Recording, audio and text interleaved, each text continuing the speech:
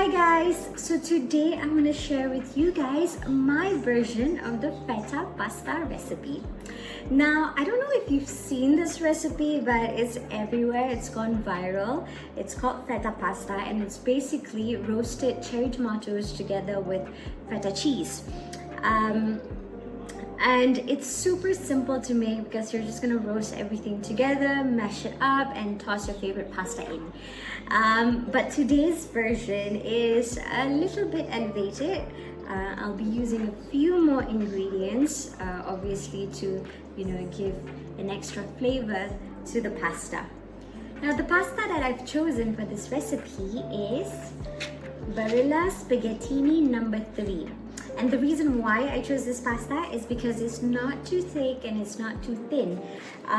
It's in between angel hair and spaghetti, and I think because it's not too thick and too thin, it will be able to coat all the delicious mashed up feta and cherry tomatoes, and it would complement the dish. So apart from the pasta, I'll be using some fresh cherry tomatoes, I'll be using some garlic and some fresh thyme. I'm using vine ripened cherry tomatoes because it's a lot sweeter than the regular one. I'll also be using some extra virgin olive oil, a little bit of chili flakes for the heat, some pepper, of course my feta, and I am also adding a little bit of ricotta for that extra creamy taste, and some lamb and beef sausages. So I love pairing lamb with feta. I think it is such an amazing combination. So I got these lovely sausages and I'm just gonna roast them together and remove the sausages, chop them up, mash everything else and toss the pasta in. It's really easy. All you need to do is just throw everything onto the pan, pop it in the oven and boil your pasta and toss everything together. Alright, so I'm not going to waste my time. I'm going to start now. I'm just going to arrange my tomatoes. So I'm using about 250 grams of cherry tomatoes. If your tomatoes aren't that sweet, you would want to add a little bit of brown sugar or honey. The initial recipe I tried and I used regular cherry tomato and it wasn't sweet, and because feta is quite tangy in taste, so it tasted a little bit on the sour side. But if you are using just regular tomatoes, you can add a little bit of sugar, roast them up together. It's going to smell amazing, but use brown sugar because that's a lot better for the recipe. So I just want to throw all my cherry tomatoes in. I'm gonna add some garlic as well, and I will roughly chop my garlic.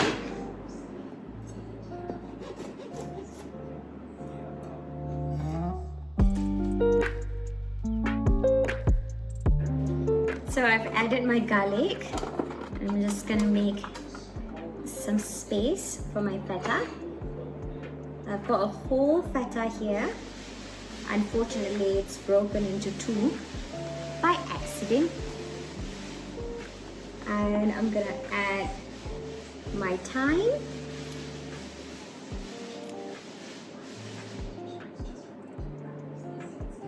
Just wanna put it everywhere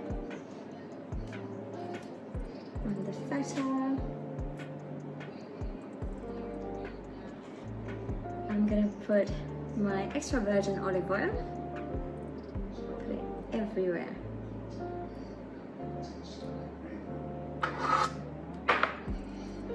And just sort of use my hand and just spread it everywhere evenly. Now I'm going to add some salt everywhere. You want to be careful with your salt as well because feta can be a little bit on the salty side. I've got some chili flakes, which I'm going to add everywhere as well.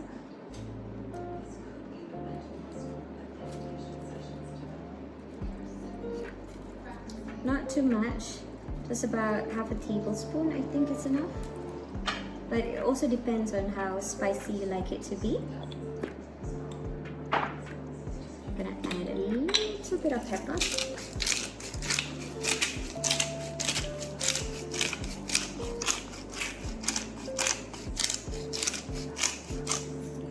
That's good. I'm gonna place my sausages onto the pan.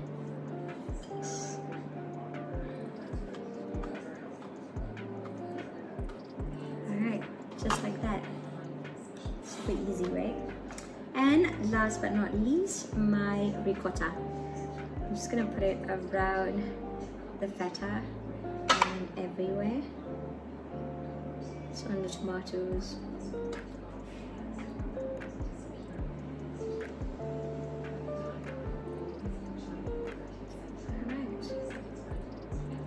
So this is ready to go into the oven. Look at how pretty that is. Alright, so I'm gonna roast this in the oven at 200 degrees Celsius for about 20 minutes. So the first 10 minutes, I'm gonna take it out and turn my sausages and pop it back in for another 10 minutes. And after roasting it for about 15 minutes, then only I will boil my pasta, because my pasta will only take about 5 minutes to boil, and I don't want to let it sit outside for too long. I don't want it to cool down because it's going to stick to one another, so I want it fresh from the boiling water. And we're going to add a little bit of pasta water into this as well after we're done mashing the tomatoes and the feta, and we're going to toss everything together and it is ready.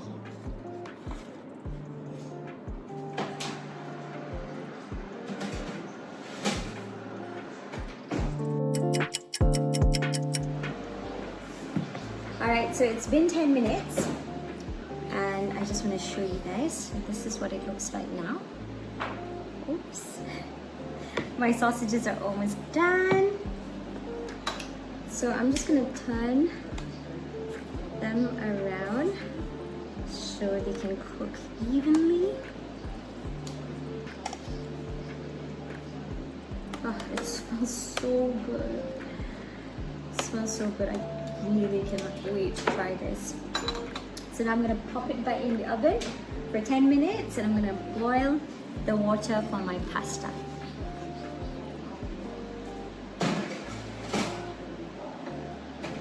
Now when you're boiling your pasta, you make sure you boil the cold water with some salt, and you want to use a generous amount of salt. Normally about 1.5 liters of water, I'll be using about 1.5 tablespoons of salt, but it also depends on the saltiness of the salt. And once the water is boiling, pop the pasta in, and as I mentioned just now, today I'll be using Barilla spaghettini number 3. So it only takes about 5 minutes to boil it to al dente. So you don't want to wait too long. Once it's done, you want to remove it from the water, save some of the pasta water because we're going to toss it in the tomato and feta later. Okay, so my sausages, tomato and feta are done. So take them out. Oh my goodness, wow. Wow, that looks so good. Okay, I think I have to show you guys a close-up now. So this is done. The sausages are beautiful and perfect. The tomatoes are nice and soft. You get all the juices from the sausages. You're gonna mix that up with the feta and the tomato. Oh, it's just beautiful. Alright, so now this is ready and it smells absolutely amazing. So now I'm gonna chop the sausages up and then mash everything else together and then toss my pasta in. So because there's a lot of juices from the sausages, I won't be using the pasta water, but it's really you gotta kind of eyeball it. If it looks a little bit too dry, then you want to add a little bit of the pasta water, but if it's not, then you don't have to. So I'm just gonna slice this into thick pieces. Ooh, it smells so good. You can also use beef sausages, chicken sausages, whatever you like. But I feel that lamb sausages works the best with feta. Alright, so I'm done chopping my sausages. Now I am going to mash everything else that's in here. I'm just going to show you really quickly. So I'm just going to use a fork and just roughly mash it. Just going to try to show it to you. Ooh.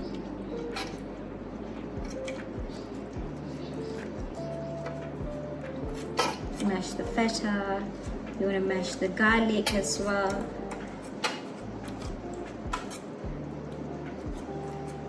Ooh. Once you're done mashing it, you want to taste it and see if it's got enough seasoning, and you can add more if it doesn't. But as I mentioned, feta can be a little bit on the salty side, so you might have enough seasoning after all. I'm just going to remove some of the stalks of the thyme just now that we added. So I forgot to mention, when you're chopping your garlic, you don't want it too fine because it's gonna burn really quickly, and you don't want it to be too big because it's not gonna be nice and soft for you to mash it like this. So you just want to have a roughly chop.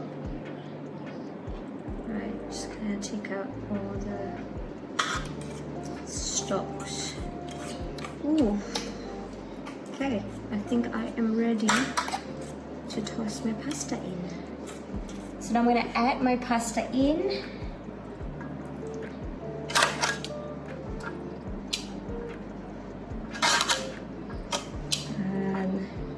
Just toss everything together.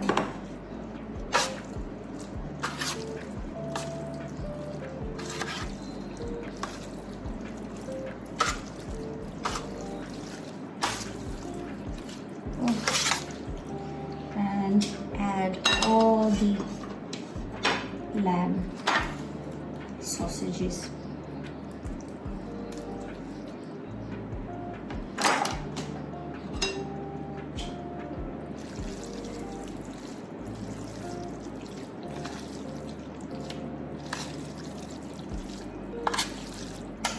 It's done. Let's shave some Parmesan over. We're ready to be done. Okay, so now we're gonna plate our pasta. So I'm gonna show you a simple way to plate your pasta so it doesn't look like it's everywhere, especially the pasta that's been cooked together with the sauce. So all you need is a ladle and a pair of tongs. So what you do is you use your thumb and sort of swirl it around, turn it around like how you would when you're eating pasta with a fork. Okay, and then you just kind of want to put it on the ladle and just continue turning it, and just continue turning it until all of the pasta is on the ladle, and then you kind of want to push it down onto your plate and just gently pull or remove your tongs. So this is how it will look like. So it's not very messy.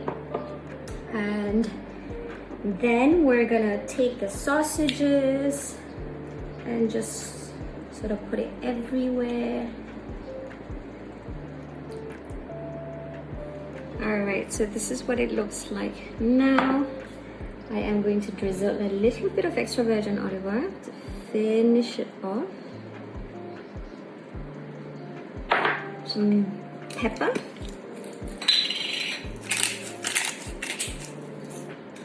And of course, some Parmesan.